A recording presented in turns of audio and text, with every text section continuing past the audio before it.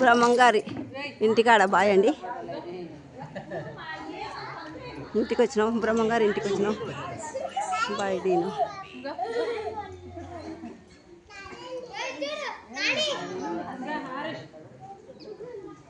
ఇది ఇల్లు అండి, బ్రహ్మంగారి ఇల్లు.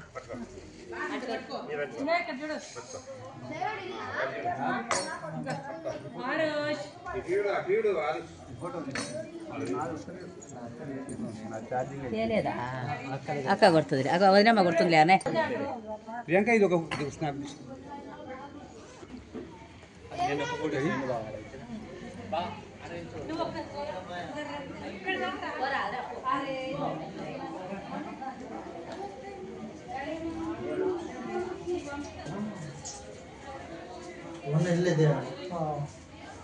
బ్రహ్మంగారి ఇల్లు అండి.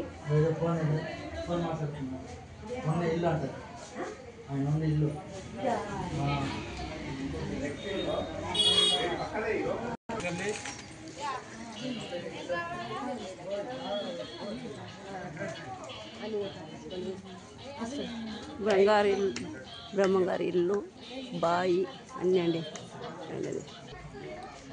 బ్రహ్మంగారి రచ్చబండ కాడికి వచ్చినామండి.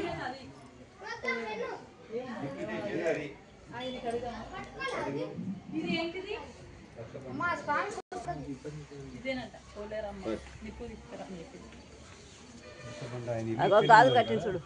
ఆయన ఇల్లు ఇక్కడనే కదా, పక్కనే. పిలిపించిందమ్మా.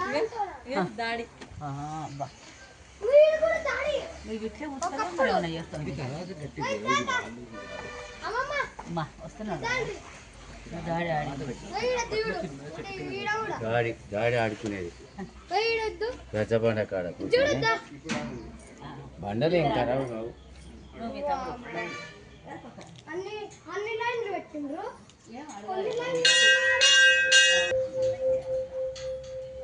ఇంకా చేస్తాము అండి.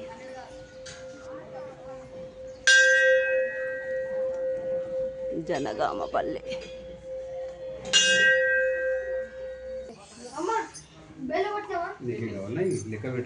అట్లే సార్, మీరు కావాలి వద్దులే సార్, నేను నువ్వు ఎతవైనా నా చేయి. స్వామి కూర్చోబండి సార్. అక్కడ స్వాముల వారు అక్కడ కూర్చొనే స్వామిని సందా అడుగుతారు. స్వామిని సందా అడిగినప్పుడు స్వాముల వారి సందా నా దగ్గర లేదు, నేను ఇవ్వలేనంటే స్వామినే బావికి నీళ్ళకు రానియకుండా, సకలలో బట్టలు తొక్కకుండా, మంగళవాళ్ళు సౌరం చేయకుండా ఆపేస్తారు. ఆపేసినప్పుడు స్వామి నడీదిలో చిన్న గుడి కట్టి మట్టి బొమ్మను నిలబెట్టింటాడు. ఆ మట్టి బొమ్మ కాడికి వచ్చి స్వామి పోలేరు నిప్పుదా అంటే మట్టి బొమ్మనే అమ్మవారి అయి నిప్పు తీసుకొని వచ్చేది. అప్పుడు స్వామి అని నమ్మింది అక్కడ. లేకపోతే మానవ జన్మనే స్వామివారిని ఇబ్బంది పెట్టింది.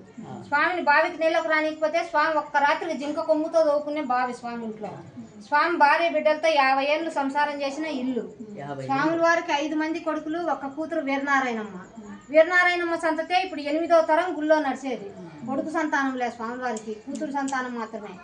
పోలేరమ్మ చేత నిప్పు తెప్పించిన తర్వాత అమ్మవారికి ఆటలు నరుకుతారు కదా, 1 కిలోమీటర్ దూరంలో పోలేరమ్మ గుడి. ఇక్కడ స్వామి భార్య బిడ్డలతో సంసారం చేసేటప్పుడు చిన్న రామాలయం పెట్టుకొని పూజ చేసుకునేవాడు స్వామి వారు. కింద ఉంది చిన్న గుడి. అదే గుడి పడిపోతుంటే కొత్త గుడి కడతాందక, చుట్టూ రేకులు వేస్తాను. మీరు ఒక ఇటెక్కో సిమెంట్కో దాతలు మీ పేరు రాసుకొని ఉండీలు వేసుకోండి. శనివారం మీ కుటుంబానికి అభిషేకం ఉంటుంది.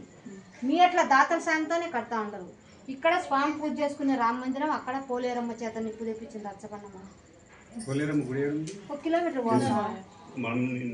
అమ్మవారికి ఆటలు నొక్కుతారు కదా. ఇక్కడ మీరు సేవ చేస్తారమ్మా? బ్రహ్మంగారి రచ్చబండ అండి. పోలేరమ్మ పిలిచింది. చూసే వాళ్ళకి థ్యాంక్స్. లైక్ చేయండి, షేర్ చేయండి.